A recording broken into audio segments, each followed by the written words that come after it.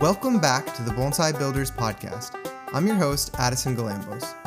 We've spent a lot of time talking about finding the right teacher, the nuances of design theory, and the merits of a formal apprenticeship, but today we're talking about the one thing that no teacher can give you, the work ethic. My guest is Dennis, the owner of Happy Bonsai Nursery located in Germany. Dennis has a massive operation with hundreds or thousands of trees in the ground and a lot of experience collecting trees from the Austrian Alps. He's a firm believer that the only thing standing between a bonsai hobbyist and mastery is the willingness to put in the hard work, because the information is out there. We're going to talk about the German bonsai community, the grit required to grow at scale, and his mindset on improving at bonsai. So, Dennis, welcome to the show. Hi, Addison. I'm really excited to being a guest in your podcast. So let's dive into it. Yeah. So I just was talking with Hugh Grant, actually, in Australia, and he started talking about the bonsai scene, and I was actually really fascinated by that. So I was wondering if you could give us a similar overview of the German bonsai scene and kind of how your nursery as well fits into that scene. Yeah, in my opinion, the German bonsai scene is a little bit behind the doors. So I guess you need to be more on social media nowadays, in my opinion, if you want to progress really in the art form as an artist. And a lot of German people are doing their own stuff. They have their own nursery. They don't go to any exhibition or stuff like that. Like the trophy. The trophy is only 4 hours away from my place. And it's the place to be in Europe. I guess, Germans are a little bit doing their own stuff. When you listen to other podcasts or videos or interviews internationally, mostly the Italians or the Spanish or the Belgian bonsai enthusiasts or professionals get talked about when it goes about Europe. So yeah, in my opinion, we should show more our work that we are doing, and we also need to push the level from the beginner to the intermediate, and also the people that are doing bonsai really professionally, but not as a full-time job. So in my opinion, that's really important to stand out more. Yeah, we have people like Walter Paul that are really known in the scene, but Walter is literally over 80 years now, and it's hard to get German names out there that are really doing great work that is visible for the community worldwide. Because nowadays it is really important to share information.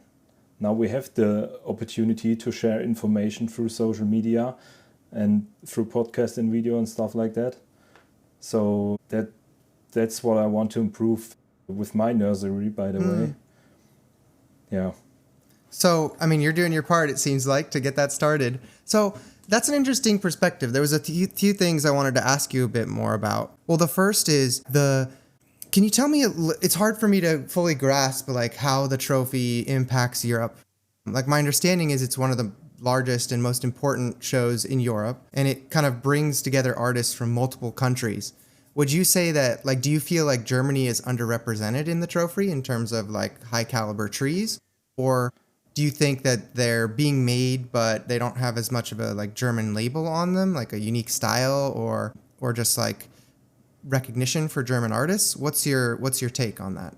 There are some German people that have trees in the show, but first of all, there are no show winners, and secondary, there's no German people standing on the stage and performing a demonstration, and that is really the main thing for an event like this. If you want to be on top of the game, you either should win a prize or you should be on the stage. And the trophy is really the biggest show in Europe, and everybody that has a name should be there. People like Mauro Stemberger always visit the trophy, and nowadays every time or every year he's been a demonstrator there. So the Germans are a little bit missing in that case. There are a lot of salespeople from Germany that, for example, Heike van Gunst with Bonsai Art Magazine, and a lot of potteries, because Germany has a lot of really nice potteries too, like Walter Fenne, Kai Sperling, angled ceramics and stuff like that. But yeah, if you don't share your work, nobody knows about you nowadays. You have your community that surrounded you, but I guess because bonsai is a niche, a hobby niche product, you need to think globally in that case. Because for me, it was hard at the beginning to find someone that shares the same interest in bonsai in my area. So there's no local club where I can go. Yes, I can drive an hour or two, but for me, that's a long distance for an American. That's not quite that long, but 4 hours to drive to the trophy is also for German a long distance because Yeah. everything in Germany is short and there's a lot of traffic. So yeah, at the beginning I've been to Minoru Bonsai nursery for Michael Tran. He's the closest to me, and there I got inspiration at the beginning. But it's hard to find someone else that is sharing information. Interesting. So, yeah, I mean, in the US, there's this, at least, sorry, in California, there's this history of Japanese professionals coming over to the US and forming like a dojo kind of, like a club where they were the master and they were disseminating information on bonsai. So it sounds like there isn't that same like club infrastructure or like teacher infrastructure in Germany. Would you agree with that? Or Yes, yes. is it centered around nurseries, or where are these like bonsai gathering points? Where do you meet other people doing bonsai? Yeah, you have, on the one hand, you have nurseries where events like spring sale or fall sale are happen, and then the people come there, and sometimes there's a teacher invited or a professional to do a demo or stuff like that.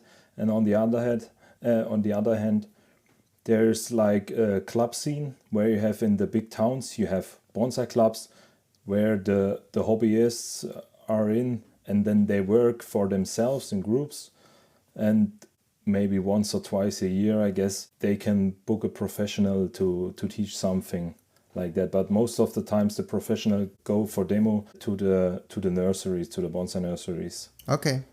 So in the club, there are a lot of older people, and the quality, in my opinion, is really low. So after, in my second or third year of bonsai, I've already noticed, okay, I'm over the level, what's going on in the club, so why I should enter into a club if I want to learn more.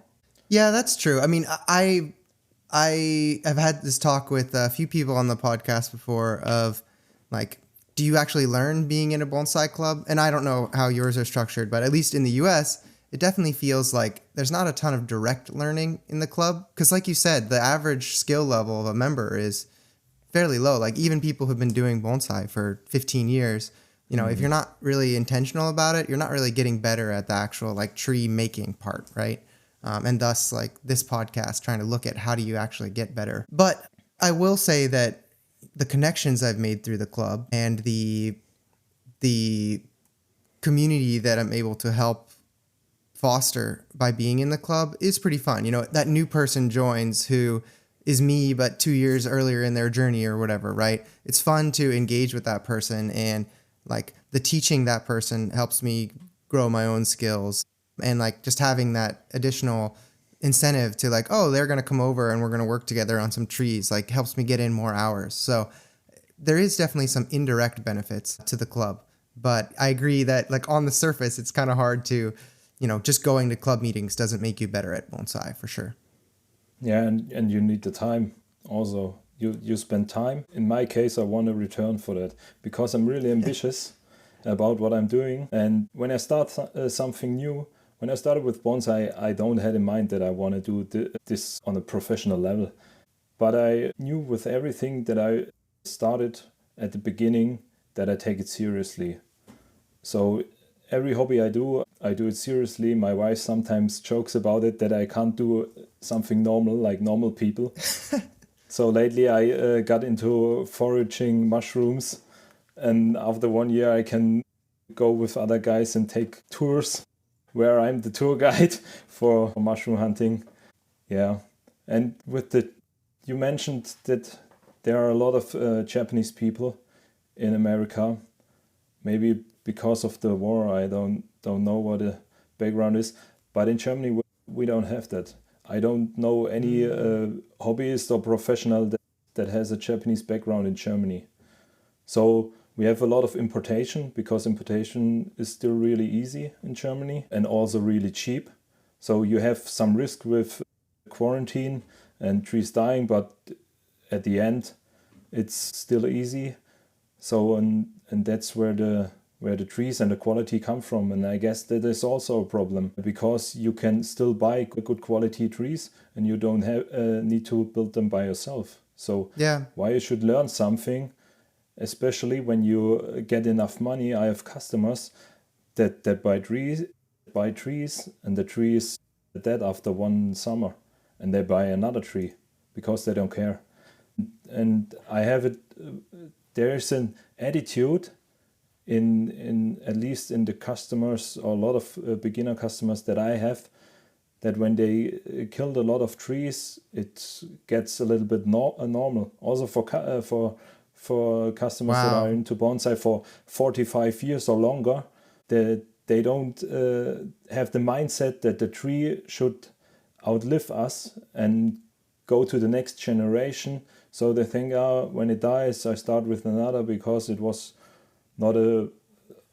They don't put enough soul in it, I guess. Yeah, that's very interesting. So do you think, I mean, in the US, we don't have that same, not the soul thing. I'm sure people kill lots of trees, but we don't have that same pressure of the Japanese market, because we can't import trees. It's very difficult. Yeah. And if you can, it's very, very expensive for like a very small number of species, right? So you can't like buy a good bonsai off the shelf. And for me, like, I want good bonsai. I'm going to Japan and seeing these amazing trees. And so that pushes me to figure out how to build them, right? But you don't necessarily have that same pressure. Like you mentioned, people can just buy a really nice tree if they want to. I mean, I guess like people like you, or there are people though that still are very interested in the actual making process of the trees instead of just the end result, right? And so there still probably is a community of people that really want to make and learn how to build bonsai, right? And then you just have to find those people. Yeah, and that's the other side. At least in the area where I live, German people are really keeping their money together. So they try to do everything by themselves and don't get help, and also try to invest at least as possible. And yeah, that's why they are suffering in doing good bonsai. I'm also started with that mentality, but it was different. My mentality was, I save money when I don't buy finished trees, because I can learn how to produce them by myself or style them by myself.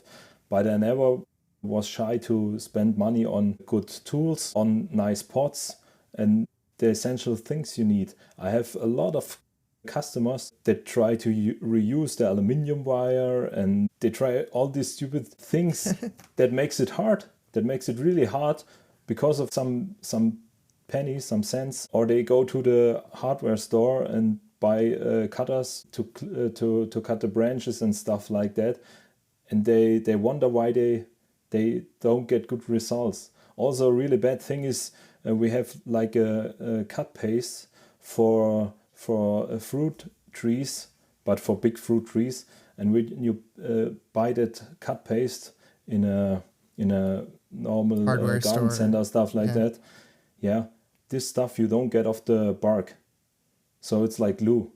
You remove it with a knife or a Dremel or stuff like that, but you don't get it off. And I have so many customers that coming with that cut paste on their trees, and you don't get that stuff off because they want to save some cents. Yeah, definitely. There, as in everything, there's the risk of being penny smart but pound foolish, right? Making these kind of cutting corners, but ultimately reducing your effectiveness. I think a debate like that in the US is like, oh, should I reuse soil and things like that, right? And it's like, okay, yes, you can save a few dollars, but why not put fresh soil in the tree and like give it the best chance to succeed?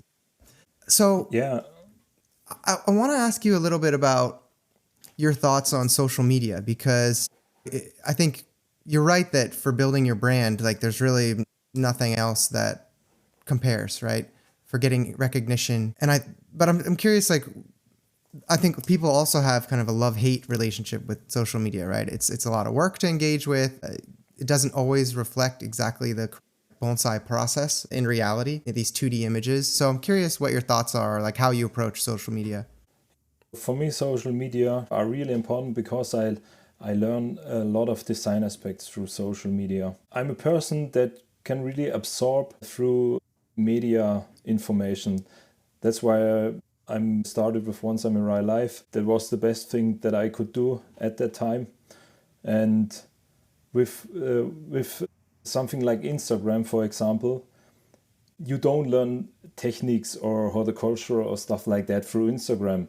You should learn it somewhere else. But to get inspiration from other artists and design ideas, or even like the photos that I took over winter, where you have a step by step every year picture for 4 or 5 years, you can see the development over time, what is possible. So in that case, for me, I'm really happy that we have this option to share information worldwide, and you don't have to take pictures. I often start with a video in my Instagram posts and then a picture after that, because on the video you still have the 3D option. You can take the tree 360 and you see a lot more of the tree. Makes sense. That's really important for me. Yeah. You're right too that, like, it's fine to do bonsai in your own little vacuum if that's what you're interested in, but social media really does expose you to really nice trees and like the best work. It kind of makes me feel bad because it's like, oh man, I want to get to that level of work. And I feel bad sometimes posting like, hey, here's my best work, styling a small juniper. And then it's not quite at that like peak level of the Japanese experts that are posting on, these pages that I follow. So I'm like, well, not quite. It can be far off from that a lot of times, right? So I kind of feel bad, but I also want to like accurately be able to look back at my journey and see like where I was. And I'm just hoping to improve each time, right? So I don't know if you have like a specific mindset about posting your work and like how you kind of overcome that anxiety of like, this is my best work, but it's not, it's not, it doesn't look like Ryan Neal's tree yet or something like that, right? There's obviously like levels to the game, but I'm curious if you ever have that struggle or how you think of it. Yeah, sometimes I don't post immediately what my outcome is of a work if I think it's not design-wise pleasing or stuff like that. Or if a tree got really some bad problems, I don't want to share it too. I can do a story, but I don't post it. So, and afterwards, then I have a progression over time, and then you can see, okay, the tree was cut back to the basic structure or stuff like that. So it depends. With my account, I try to post every day because I have a lot of followers. And when I'm a follower of someone, I want content. And when you're content creating, your followers stay. So I also post a lot of accent plants because I'm really in love with accent plants. They're so cute. They're not a lot of work. They're cheap. So everybody should work with accent plants when they're into bonsai. And I also post a lot of pictures from my garden, from my nursery, what I'm doing at my growing field. And you don't have to post only high quality trees. Post what you're doing, post what you think you're happy with the result for yourself, for the time the tree is in at the state of development, or if it goes into refinement. It all depends. And I guess people that are into bonsai understand, okay, this tree is in that stage. Sure, you can put a subtitle underneath where you can write a description, what's going on at the moment. But I really like to add a video first, then you can see more, and I always do a kind of description, what species, for example, it is, and some hashtags too. So yeah, makes sense. Keeps running my account. How do you? I guess we talked about Instagram from a like person who's trying to improve at bonsai or like just a hobbyist perspective, but what does Instagram or what does social media mean for your business? Like, is that a important aspect of your business? Yes, of course, because I can sell trees that people are interested through Instagram.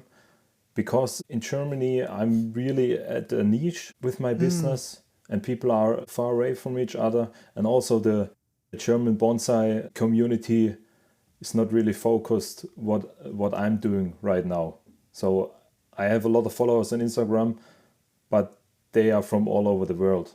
So an Instagram helps with that because I can get more attention for that reason. Since last year, I started writing articles for the Bonsai Art magazine because they invited me to write some articles because of my Instagram presence. Yeah. Then, yeah. So if you do a lot of social media, especially for young guys like you and I, we are really into this kind of stuff, I guess. So it also makes fun to do posts, to do stories, to interact. I also get a lot of questions through messages, people that need help, that want an advice. Yeah, I'm also learning through that because sometimes I don't know the answer, so I need to research because I have a limited amount of tree species at my place. So there are a lot of other species I have no experience, but I'm still at a skill level that I can do a research and get a right answer to them. Yep. So yeah, that makes also fun for me. Yeah. That is really fun interacting with people. I always tell people at the club, like the beginners, like, oh yeah, reach out to me with any questions. I'll help point you in the right direction. So, okay. So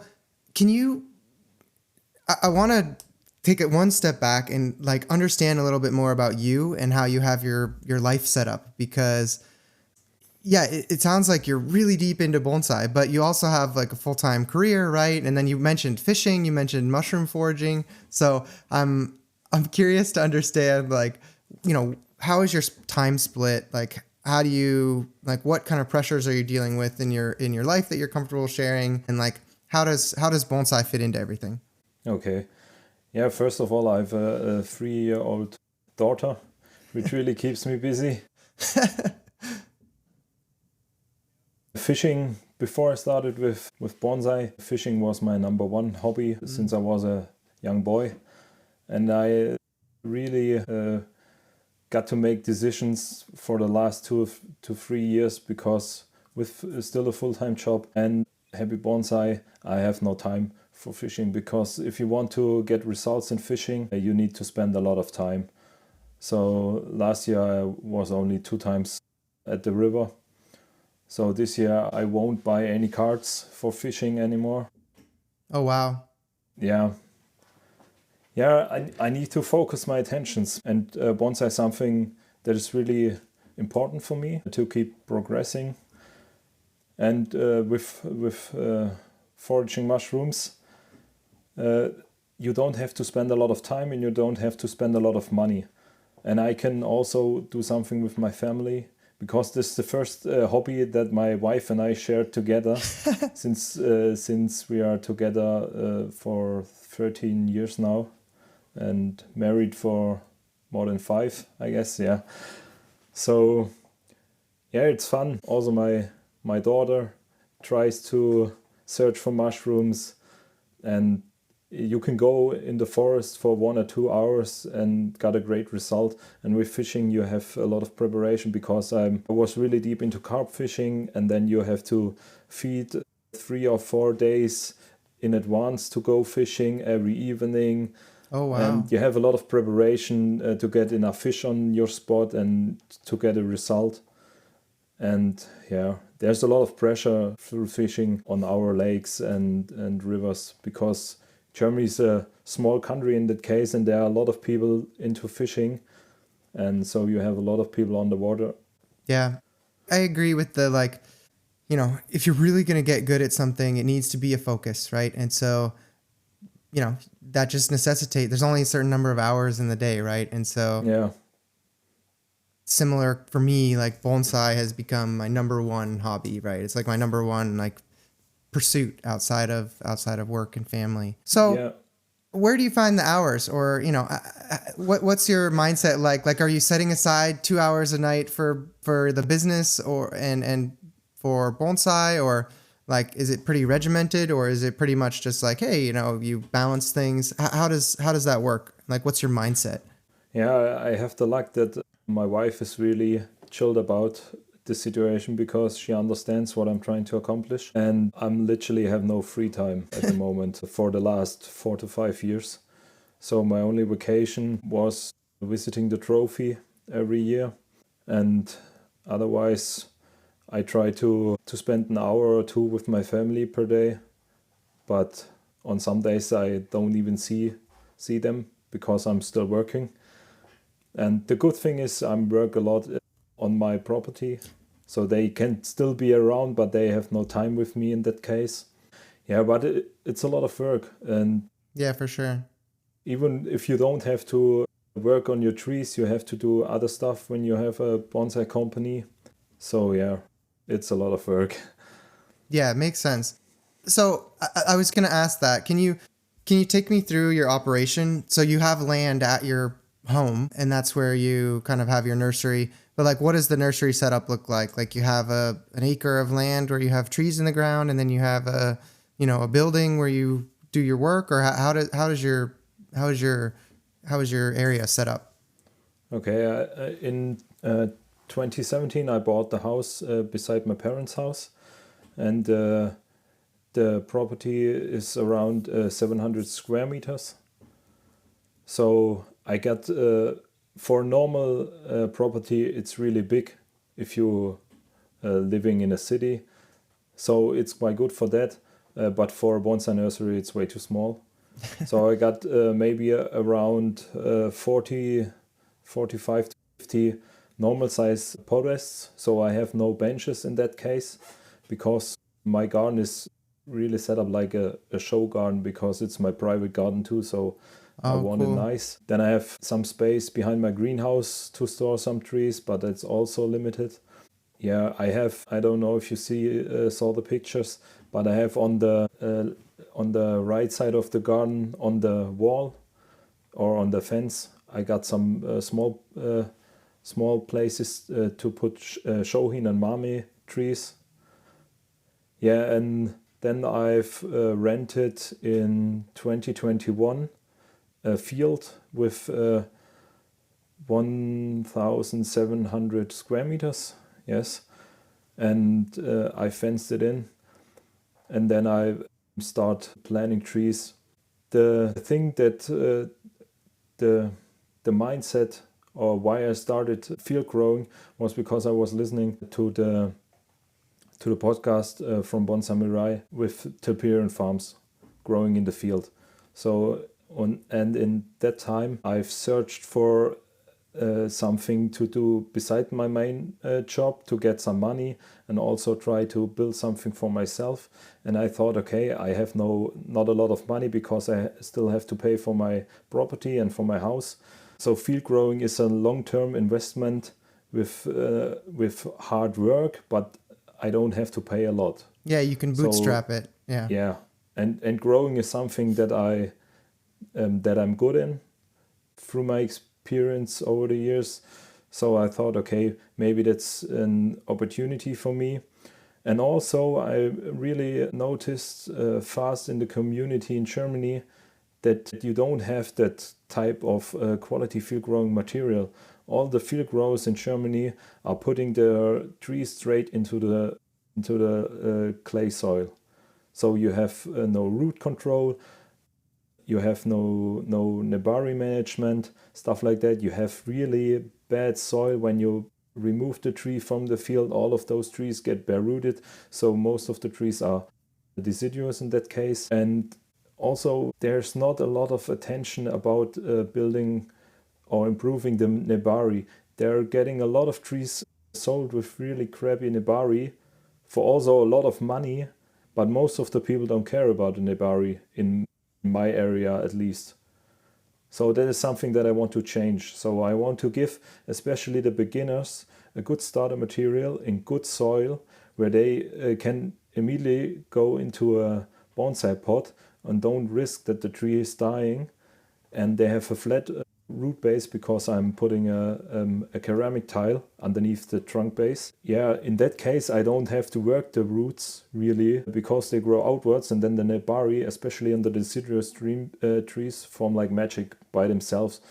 So that's why I try to do my best on my field growing, and I underestimated how much work going into a field when you have around about 1,400 trees in the field. Wow. And I also placed them way too tight together. So I have around about 1 meter or a little bit over 3 feet between the trees.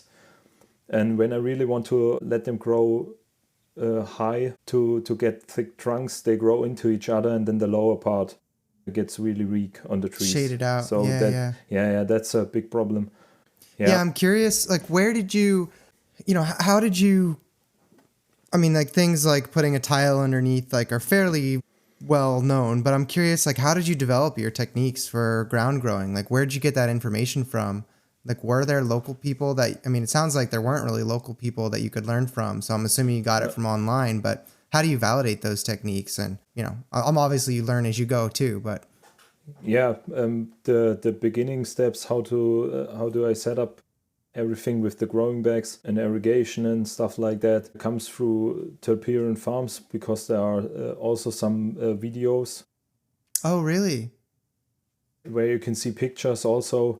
There's a really interesting video with top-down repot, where you can see a lot of pictures, and then it's observation also. But I'm really a person that can absorb a lot of information. When I started with Bonsai Mirai, I was literally 10 to 12 hours on the weekend watching Bonsai Mirai. And a lot of my customers, when I talk half an hour to them, they are totally shut down. They can't absorb any more informations. But in my case, I'm like a sponge. So if someone really interests me, and that's the same with field growing, there are some informations, when you find them, I really got them. And then, it depends also on your field. On my field, there's a lot of groundwater in the winter, so especially on one area. So after 2 years, I had to change some species because they were suffering in the winter, especially conifers. Interesting. So I'm really growing fast the deciduous stuff, but also pines are good. And what I also switched to, when I first started, I started with root naked trees from the forest industry, because I really want to get ahead of time. So I bought 2-year-old root naked trees, and in the first year, 50% or 60% died. Really? Because they were ripped out of the ground, and they are also been way too high. I've got birch that are 1.20 m, like 4 feet tall. And even when I secured them with line and posts, they're wiggling around. My field is really exposed, and Got it. they can't root into, because there are a limited amount of roots. And I also cut the taproot, so there was not much left. The birds really survived a lot, but European larch survived, American or Japanese, I guess Japanese larch, they all died except of 2. Then Mugo pines, Scott pines, they're around 50% that died. So after the first year, when I planted around 700 trees, I lost half of them. So the year before, I started growing from seeds, and I'm really happy that I did that, because I put 1-year-old seedlings in the ground, and they outgrown the other trees from the same species that are 3 times the age. So I got 1-year-old birch, and they are way faster and way bigger than the other ones that are already... That you had, bareroot. Yeah, because when you put a young seedling in the ground, there's no wind moving the trunk around. You have really a lot of fine roots, and then it get a kickstart. Because the first year you get a little bit of growth, maybe 0.5 meter or something like that. Your seedling gets to around about 1/3 of an inch. Then it produces a lot of roots in that first year, and it is necessary because my tiles are not too deep from the top level. maybe 2 to 3 inches deep. So it needs the trees need to grow root as fast as possible. And when you start with a really small one, it has then it tries its best and it has the best chance of success. So yeah, that's my way to go. The second year I tried to select them. I put a lot of seeds in big boxes, and then after 1 year I select them all and potted them into smaller pots, all separated.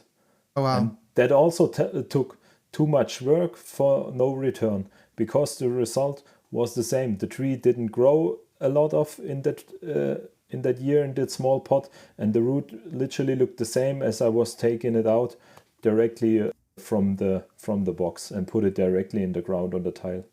And especially with deciduous trees, in the first year of growth from a seed, you get a lot of fine roots, especially when you're using a flat box where you have not a lot of space that the seeds can grow a taproot down. Yeah, I mean, it's sounding like seed is the way to go. Where do you, it sounded like you were saying a lot of Japanese species or like traditional bonsai species that you're growing.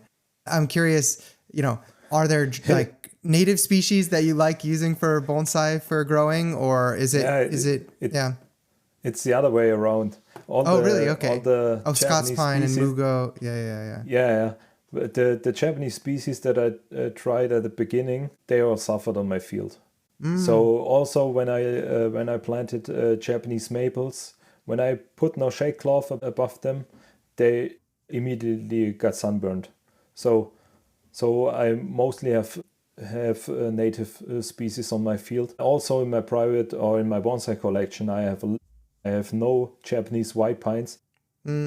I have no Japanese maple as a shown or as a finished bonsai. I have some to play with. I have also some in the ground still. But I noticed really fast, if you want to get quick development on something, you need to grow what's growing in your area. So, and that's also a problem. A lot of people get a Japanese white pine as their first bonsai, even not something that is cultivated in our nurseries here from a cutting or stuff like that. They get an imported tree, and the tree dies really fast. Totally. Because they are really difficult to keep in this area here, at least in Germany. We have what really helped me with Bonsai Mirai is that the climate that Ryan has in Poland is literally the same as we have here. The temperature ranges are like that, so that makes it easy for me to adapt what he's doing to his trees that I can do to my trees and have success. And then that makes sense. Working with native species in my area, normal trees from the forest, what's the difference between a field maple and a trident maple? They grow like weeds, both. But I have more access to a field maple because I can collect seeds wherever I want to go, and they grow like wheat. The leaf size is literally the same. So why I should do a lot of research to get a bunch of trident maples? Because the market wants it. That's something. Because the people they know the terms of the Japanese species. But I really like the native species because it's easy. The number one beginner mistake the people are doing is they work with trees that don't want to grow well in their location. Yep. They come with some indoor selling bonsai trees, or they come with Japanese white pine or Japanese maple or stuff like that. Okay, you can grow a Kishu or Shimpaku wherever you want in Germany. That's not a problem.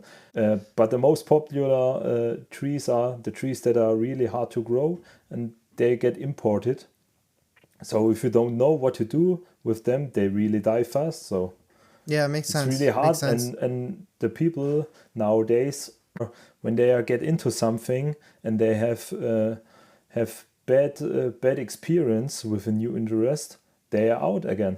So not a lot of people are that ambitious that they keep going and keep going. I also killed the first 20 trees I've started or so. But now the last 3 or 4 years, I've literally lost no tree. So because I know what to work with and I know how to work with them, and that's why I get so fast results. A lot of people, when they visit my nursery, they ask how many years, how many decades I'm doing this, and how old are these trees, and where I'm buying them from, and who worked on them before. And I said, all of my trees never been bonsai before. I buy it once. One time I bought some trees, but they are in that bad state of design and health and everything that I don't consider them bonsai. So that was like starting with raw materials. So all my trees Yeah. are from nursery, from Yamadori, from field growing, from bad health trees. So I don't have any finished imported bonsai at my benches. Yeah, like built by you. For a while, I was very, like in my bonsai practice, like trees that I would bring into my garden, I was very focused on like, okay, I want to learn the building process, and like I want the tree to be like the end product to be built by me. And so I didn't really buy any more mature trees. I'm lightening on that restriction a little bit. I think there are like unique trees that you can buy that, especially in the Bay Area where there's this, semi-long history of practitioners having trees. There's some cool like material that you can buy that just has age as a bonsai that's hard to reproduce in a short time that I think is sometimes worth bringing into the garden, even if, the work to refine and reinvigorate a tree can also be, worthwhile work, right? But I think we share a similar sentiment of like, we want the trees that we are showing and that are representing us to have been built by us as well, right? Yeah, even if you buy a finished tree, I have no, from my experience, the problem is people that buying finished trees don't know how to care for the trees. And when you have the knowledge how to style a tree, how to work with different species, you can surely buy finished trees from professionals. That also supports the whole community and also the professionals. But if you have no clue about it, to buy something and then kill it and then be angry about that you don't know anything, that's the wrong way for me. So, and also what I have to deal a lot with some customers, there are two types of customers: the ones that want to learn bonsai and the ones that want to have bonsai. So they like an accent.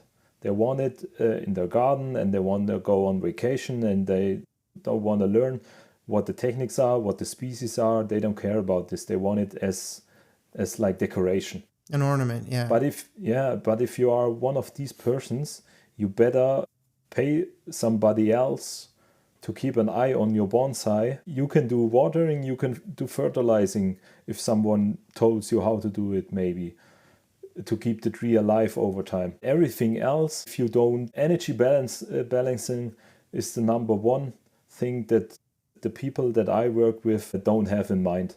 So they let the tree, there are two ways. First one is that they cut everything off when something new is growing because they want always the same shape. So they don't want to risk to lose the shape because they don't know how to get it back to the same shape. And over time, this weakens the tree. And number two is that they hack it, that they let it grow over multiple years, and that they lose the inner ramification, they lose the lower branches. They cut here and there a branch to the silhouette, but that's it, especially for deciduous. I have so many deciduous that once been really, really nice trees, really, really good imported Japanese deciduous trees. Oh, wow. So, and they get destroyed in a time frame of 2 to 3 years because the people let them grow.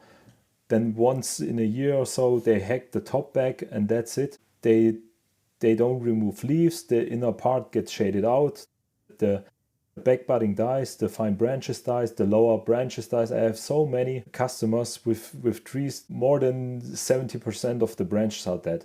And they don't even remove the dead branches because otherwise the tree looks like a spinny horror nothing. Show. Yeah. And that's a real problem. So because they don't know that you have to do something with your tree, with energy balancing every year. If the tree is growing, you should consider to balance the strong parts to the weak parts. If you don't do this every year, After 2 or 3 years, you get a real problem. And what is also a problem, especially for deciduous trees, you can really see they've been imported. Yeah. Because you can see it on the ramification. The ramification Yes. gets destroyed. You got all this knobs and inverse taper on the tertiary ramification because they clip everything to the silhouette. They don't fine prune in fall. And that's a real problem. Also, we have like two types of nurseries in Germany. You have nurseries like my nursery with a professional that knows what he's doing, that he can work on trees, he can style trees, he knows the horticulture, and then you have importers. And importers is a really easy way to get into a bonsai business. So you get some connections from Japan, they organize everything for you, then you import the trees, and then you resell it for X amount of money. So, and the more time the trees spent on those nurseries, the worse they get. The worse they get. Yeah, Yep. That's a real problem. And I have a lot of customers. Lately, I have one with really nice 6 Japanese maples, all different kind of varieties. And you can really tell on which ramifications the Japanese worked and when the guy where he's bought, or the nursery where he's bought the trees, gets them. Oh, so wow. You can look at the tree and see like, here's the inner nodes get really long, or exactly. Yeah, you got all these nubs with tens of dozens of new sprouts from all over on the fine ramification. Nobody cares about it, and everybody should they all focus on internode length, so they cut everything back to the stub again and then back to the stub again, and you get all this inverse taper at the end. Yeah. And the problem is to tell the customer that you have to remove 90% of the fine ramification and you start from scratch again. That's not easy. No, definitely not. Yeah, that's something that I think holds back bonsai from being, mass appeal, is like, to own trees, you really need to also do bonsai to some extent, right? Even like, yes, people can water and fertilize, but there's nuance to watering and fertilizing too, right? So it just becomes difficult that, it's never a finished product, right? It always is growing. And so there's always maintenance and things you need to do. And you can hire professionals, obviously, to come in and oversee your garden, but there's still, even if like, you're not going to have a professional at your garden every day unless you're really, very rich, I guess. So you're going to have some culpability in the progress, right? It's like having a fish tank or a pet or something like that, right? Like, you can't just leave it alone, right? You have to be somewhat engaged in its care. But that's not a bad thing. I mean, there's no reason why everyone has to have a bonsai, right? So for us, it just means there's complexity to this thing that we want to dive into. So what? No, go ahead. Sorry. What bothers me really is a lot of customers tell me, I'm at a higher level and you need to be a professional and you need to learn a lot to get trees like that. If you want nice looking trees, you don't need to be a professional, and you also don't need to do an apprenticeship somewhere. You need to learn your homework. You need to know what species you're working with and what techniques you need to apply to those species every year, and that's it. If you learned that, you can also write it down or read it somewhere. If you learned that, then it's a matter of practicing, and you can get really fast, good-looking bonsai, not show-winning trees. We don't talk about show-winning trees in 2 to 4 years. From especially deciduous trees, from a raw trunk to a nice-looking tree with secondary and some tertiary ramification in 2 to 4 years is not a problem in my case. So I sometimes don't understand why other people doing so hard. They do bonsai. I have a lot of customers that are doing bonsai for 45 years or longer, and the trees look worse than when I started teaching them for 2 years. Yeah, in 2 years. Also, when your tree looks after 5 years the same as you started. We also have a lot of YouTube going on in Germany with a lot of hobbyists that doing YouTube, and you can compare the trees 5 years before. They look the same.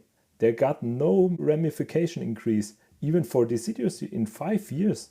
no new ramification. Everything was hacked back to the secondaries, and yeah, sometimes Yeah. it's hard for me to understand. Yeah, I mean, I think like as your awareness opens, you start to see these things that need to be done, and you like start to understand how the tree develops over time. And I think that's not something that people have a lot of intuition for, is like, how does action A impact the future, right? And so I think unless you develop a system for that, or like learn a system for that, and are really like studying something really intently, like it's not intuitive, right? And so thus it Yeah, does yeah. not happen by itself, right? And then I think the other thing is like a lot of making a really like precise, clean tree is reliant on wiring. And I think a lot of hobbyists just never learn to wire, right? I think that's a big barrier as well. Those two things I think hold a lot of people back. And yeah, it's some people come to bonsai to do kind of gardening essentially, and that's okay.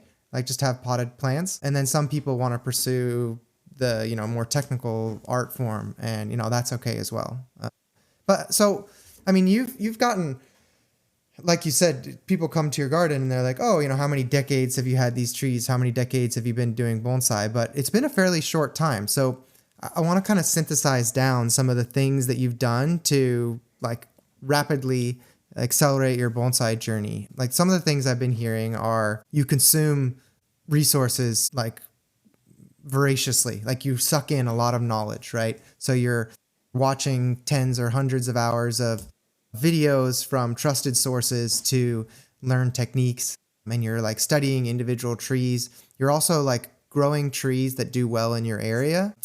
You obviously are doing this at a large scale. You're putting a lot of hours in. So all those things seem like they're very good ingredients to get better. But I'm curious, like what other things would you say are really important for folks that want to improve at bonsai? Like what have been one other thing I'll call out actually that I thought was really important was you work hard, but you also work smart. Like you noticed that these bareroot the bareroot trees that you purchased like had these problems in your growing process, and then you pivoted to another method, right? So you're not just like doing the same thing and banging your head against the wall. You're really thinking about your practice. But yeah, anything else that you wanted to pull out that you thought was important for folks, for like how do they learn to build trees? Yeah, best thing is to focus on 4 to 5 tree species, and then get 4 to 5 of each species, so you can compare. When you're a hobbyist, you need 20 to 30 trees to study them, what's going on over the year. When you have only one from each species, you can't build a lot of knowledge what's going on with your trees. And then you need to know how is a conifer working and how is a deciduous working. And the next thing you really need to know is repotting. If you don't have a plan how to repot a tree successfully without slowing it down or it even dying, that's the first thing. After watering and fertilizing and stuff like that, and pruning, you really need to know about repotting techniques, especially which species to repot. Yeah, that's something's really important for me. And also energy balancing, or working with the energy of the tree. If I want something to grow, then I need to put as much foliage on the tree if possible, but without risking of losing some ramification. So I work a lot of, even with deciduous, even with conifers or deciduous, I work a lot with sacrificed branches. So that's something that Walter Paul starts talking from his beginning. His trees over the year look really ugly because there are always these long branches everywhere. You need calculated sacrificed branches when you are developing a tree. Otherwise, it takes even longer. And what I've noticed is people really start to get way too much early into refinement techniques. They have a tree with 5 branches and a handful of secondary branches, and they start pinching and stuff like that. So that's not a technique to use for development. You slow the tree down, you don't get bigger branches, you don't get elongation. There's nothing in the fall, for example, for deciduous or even for my spruce or so, to wire. If you want to set the main structure on a tree, you need to let the tree grow. And then if you don't want to do only clip and grow, what takes even much longer, then you have to wire it. And the goal is to wire the basic bone structure, like your fingers. You don't want to wire a tree every year or every 2 years for the next 20 years. You wire a tree 3 or 4 times, or maybe not only 2 or 3 times. It depends how fast. Junipers are really fast. Sometimes after one wiring, the structure holds its position, and then you switch to clip and grow. And then you can change some branches with guy wire, or a wire here, a wire there, but you don't wire the tree over and over again. Unless People you made a have to mistake, understand. right? Yeah. Yeah. Unless you made a redesign, but people need to understand wiring for development and not for refinement. Also that you lay out your pads flat, then you get the fine ramification in the future on top, and that builds your pads, your volume. Yeah. So that's also a big mistake. They try to lift everything up that it looks finished, but it's a Japanese black pine with 50 branches. So you can't wire this thing like a finished tree. It has no ramification. Yeah. Yeah. So that's something that I think the other ingredient is time, right? Like for me, at least, like whenever I've been on this journey to correctly create juniper pads, right? And, the first year I did it, like I did the best I could, or, I did what I thought was right. And then the second year I noticed, like I didn't lay out some of the branches, like in a fan shape. I had a different shape pad, and then my pad looks wonky, right? Because it's this different shape, or, it doesn't have that really nice, fine undercarriage to it, woody undercarriage. And then when I noticed that mistake, I correct it. And then the next year, it's a better pad. And so for me, at least, I didn't I studied and really researched, but I didn't get it right the first time, like the first year of doing the pad. And then the second year I figured it out. Right. So, and then like this third year, now I'm like, oh, okay, now I really know like the how I need the first styling to look like, so that I get what this is in the third year. Right. And so I think some of it just comes from time and intuition, and like actually putting in the hours. I think that's kind of what's helped you grow so quickly, is you have both, right? You're researching really heavily, but then you're also like putting it into practice and seeing the results, right? And so you can get really good validation and of what you're doing, right? So makes sense. And it's never too late. So even if you lose a year, I still have some trees from the beginning, mostly junipers. They are the only ones that survived my first year, I guess. So, and even if you kill a lot of the tree in a mistake, because at first I want to try some spiraling live vein, but I had a straight trunk, so that was not a good idea. So, but if something on the tree survives, in the future you can also rebuild the tree out of only one branch that is left. Yep. But you need to do something with it. So you need to progress. It's not an option, in my opinion, to stagnate in bonsai and doing the same thing for 40 years. That's boring, in my opinion. It's boring. It takes the fun out of the hobby when you're doing it as a hobby. So what's your advice for folks who maybe feel like they've plateaued, or they're frustrated with bonsai? I mean, assuming they want to keep doing it, what would you recommend to someone in that situation? Like, how do they get back on track to improving? Go to someone that is better than you in bonsai.